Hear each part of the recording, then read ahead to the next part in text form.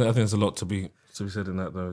I think as well with some of the other guests we've had on as well, it's interesting because I think actually it's a shared mentality. So a lot of what you've just said there in terms of you didn't let that hold you back. I think it's the case for all people who've pushed on in their field. It's just about how you feel about it in the time. But actually, yourself, Zarita, both of you have, if something has been holding you back, it hasn't made you go, well, I'm going to give up, or you haven't used it as a reason not to pursue something. Yeah. I think that's something that I feel like is definitely familiar or common with everyone who's a leader in the industry, a black person in the leader in the industry.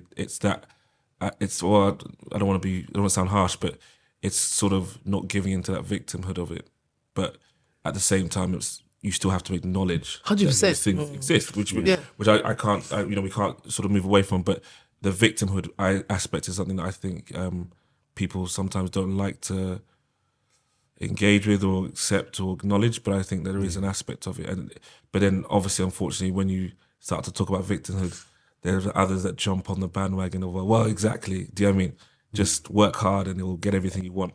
And it's a fine balance. No, of course. I think so too. The realities of some things that actually have been made very difficult, then you run a risk of not being able to educate and change the space because you just say, well, just work hard for it. And actually, it doesn't always work that. Do you know what I mean? Yeah. So, and I think that back in my day, like we'd go back way back in the 70s and 80s, I think that, opportunities were a lot easier to get.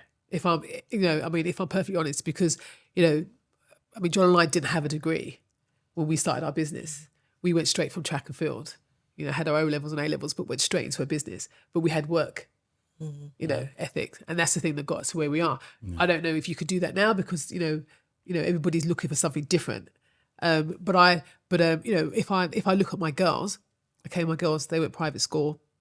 They've got a different sector of individuals. One's has her idea of how she sees life, and the other one's got her idea of how she sees life. But the one thing that they both have is complete and 100% work ethic, because they have an understanding that it doesn't really matter. Like, the fact is that you are gonna meet people that are not always going to be on your side. But if you've got that strength of character within yourself, then you'll overlook and you'll go in another direction to find what it is that you want, because it shouldn't be made that easy all the time. And sometimes it is our environment. Like, our environment can dictate a lot of where you go and where you don't go. And, I had this, I was chatting to a friend of mine the other day when we was talking about what made me come from, all of my friends going out, partying, smoking weed, they were all doing their thing, blah, blah, blah, blah, blah. And it wasn't for me, but I don't know what changed my mind at 17, 18 years old to go into sports when all my friends were partying, going out and having fun. And when I've gone back to see them, it's almost like going back in time because they're still there. Yeah. They're still there. Stuck in the tent. And the thing is, it's because my family didn't have what I've got now or what my children have got now. And there wasn't social media, so I couldn't see what was going on in the world. But I had a difference of opinion about where I wanted to go. Yeah. And I had a difference of opinion of how hard I had to work to get there. And I think that's the thing that changed the difference between me and somebody else. No, 100%. And that's the bit that I feel that... But I think as well, you guys have to accept you're all trailblazers in your own, and that's a great thing. It all should be celebrated. Don't be embarrassed by it, but you guys are trailblazers.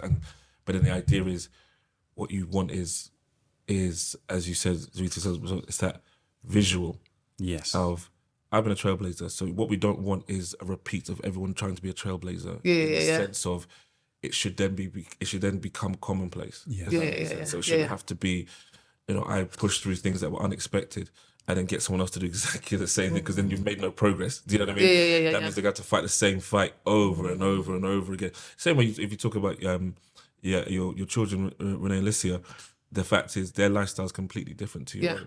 But that's because of what you've been able to do. Yeah. So therefore, they'll be able to push on from there. So the idea is that we keep doing this so that rather than having to work from here all the way up to here, someone can start working from here and then achieve even more than the last did. And they work from here and they achieve even more from the last did. And then we change narratives, perceptions, all of these things go out the window through the fact that we've been able to do that through the various narrative changes but I agree with you work ethic wise. I think that's important, and I think we've said that in a few of the episodes, that we're not shying away from work, but it's also about the idea of opportunity. Of changing mindsets, changing narratives, but by doing that through example. And that's I think sometimes you may not even realize that you're an example. Yeah. You'll be thinking about your own journey and forgetting that actually people are watching you. And even, in myself, in my life, in my career, I did a sort of interview for a friend, and I thought it would have no impact on anyone, just like a little thing, whatever. But then, I had 2 or 3 people message me and said, I heard your story, and it was amazing, and it pushed me to continue on to do my degree and whatever. And it was that moment I realized that nothing is too small, and nothing...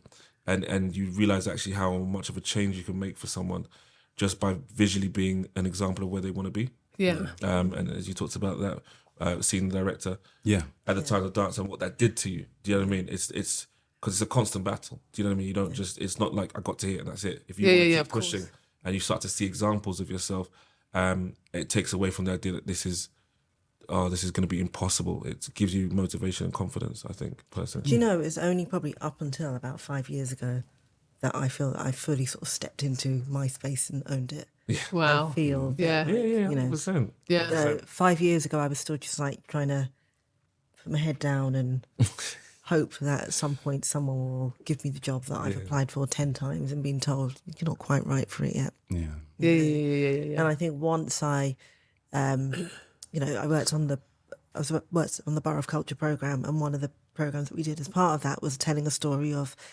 Brent's reggae history and being able to connect that back to Jamaica. But at the heart of that, really put the community and platform community voices. And I think it was at that point that I really understood my role, my privilege in working for a local authority, in being able to open the doors and provide a space for a community that hadn't been heard. And once I realised that, I was like, I'm not letting go of this. This is a space that I feel that I can make a difference and change. Yeah. Yeah. So it's okay. No, go for it.